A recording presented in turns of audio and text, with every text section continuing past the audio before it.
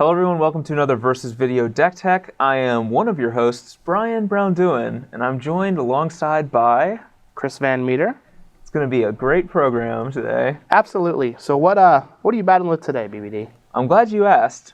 Today I'm going to be battling with red-white tokens. Red-white tokens, yep. May look a little bit like red-white devotion, but it's not. We got young Pyromancer out there, along with This Chris Van Meter token. handsome new token that we came out with. Yeah, I mean, it's just clearly the second best of the new wave of tokens, just behind the Germ token. But basically, this deck is designed to take advantage of Perforos, God of the Forge. Alongside, you have like young Pyromancer to create a bunch of tokens, assemble the Legion, Elspeth to make some tokens, and it kind of plays out like a resilient burn deck. Mm-hmm. We have War Leader's Helix, Magma Jet, and Lightning Strike that can all deal a lot of damage. We have Chandra's Phoenix, which is very good with like burn spells and also just a resilient threat. It's actually pretty good with Perforos. Like, it is very good you with just Perforos. keep killing it, keep playing it, dealing 2 damage at a time. Yep, yeah, 2 damage and then another 2 when you hit them. That's a lot of 2s. That's a lot of 2s. Big 2s. Big 2s. Big Boros 2s. And then we also have like Boros Reckoner, is just a very strong creature and also can deal a lot of damage to the opponent as well. So, and it helps turning Perforos on. So it isn't a devotion-centric deck, but we do have ways to make our 4-drop a 6/5. Yep, absolutely. And there's also some other things too, like Chandra turns on Perforos as well. It's another good thing. Chandra also has a lot of synergy with Chandra's Phoenix as well, since the Phoenix does trigger off of Planeswalkers dealing damage, which is nice. Her Phoenix after all, right? Yeah, it would be a little awkward if it didn't, but things have been like that in the past, so That's true. we won't necessarily make assumptions on things like that. And then there's an Elspeth, and I think Elspeth is awesome. Elspeth actually right now is probably my favorite card in Standard. Sadly, Obzad's not the greatest, so Elspeth's taken his giant place as the best card in Standard. And I think Elspeth really fits this deck extremely well, because the +1 is exceptional with like Perforos, but Elspeth's also just another powerful, resilient threat to go along with like the other cards in the deck. And it's just another angle of attack. Same with Assemble the Legion, just a different angle of attack against various decks. So I like the fact that this deck is like pretty multi-layered, has a lot of good defensive elements with Boros Reckoner and all the burn spells, but also can play a pretty good offensive game. Again, with like the burn spells and Perforos and the amount of damage he can output. So I think this deck's actually pretty sweet. What are your thoughts on it? Absolutely. Well, I mean, you have a Young Pyromancer, and you get to use my token, which is a bonus. But unimpeded Young Pyromancer will end games very quickly, especially with the suite of burn spells that we have. And just to touch back on Elspeth, I feel like Elspeth is just awesome even by herself, and Perforos is just the cherry on top of the Elspeth's ice cream sundae. Yeah. So I feel like Elspeth is probably just the best card in Standard, and I mean, I know there's one more in the sideboard, but I feel like this deck should have 2 in the main. Oh, I 100% agree. Could not agree more. That is the one thing I would change about this deck immediately, is I would find room for another Elspeth. But other than that, I do like a lot of the cards in here. I think it's pretty sweet. I'm not huge on Assemble the Legion, but it does have a lot of synergy with the deck, in addition to also being just a permanent that can turn on Perforos. So, but yeah, I think the main deck's pretty awesome. Like, why don't we take a look at the sideboard and see what spells we have to augment?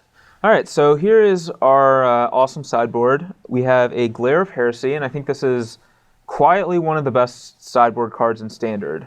No one's really talking about it much, but it's definitely extremely good right now. I agree. I honestly think it's the second best sideboard card in Standard. I feel like Mistcutter Hydra is the best sideboard card in Standard, but Glare is just very, very good. I don't know if I'd say Mistcutter is the best sideboard card in Standard. It appears to be in your main deck this week. So. I got one in the sideboard still. Okay, all right. I got one in the sideboard still. Still has one in there. So Glare of Heresy, what makes it so good is, for one, just the popularity of Detention Sphere. Secondly, the popularity of Elspeth. Those are 2 powerful permanents, usually in the same deck, that Glare is very good at removing. But it's also really good against all the white aggressive decks, and is good against the green-white deck as well, getting Banisher Priest, Voice of Resurgence, Fleece Mane Lion, and so forth. Absolutely. So I think this card's very powerful, and I would probably want a second one, probably over one of the Wear Tears, if I had to redo some things. Two more Stormbreath Dragons. Very good threat against control. Also a good threat against a lot of the mid-rangey decks, and even a solid card against any of the white decks because they really can't deal with it. They can't kill it, and they can't attack past it very well. So, yeah, I would much rather have Stormbreath Dragon over Assemble the Legion when my Yep. opponent is casting Soldier of the Pantheon. very much agree. Very much agree. Another Mizzium Mortars. Mizzium Mortars is awesome, especially in a deck like this where you're making tokens with like Pyromancer and other stuff. You want your removal spells to not kill all your own guys.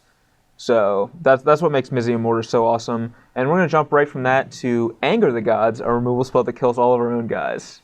But I actually still think that Anger the Gods is fine in here because you can play around your own cards. One thing you can do is you're probably going to side out some of your creatures if you're bringing in Anger the Gods. Yeah. And you can sit on it, play it on turn 3, and then play out your guys afterwards on an empty board. And then they're down a few guys, you're not, and then you get to start building up after that point. So, cards like that are especially good on the draw against the aggressive decks because they're going to try and pressure you as fast as possible.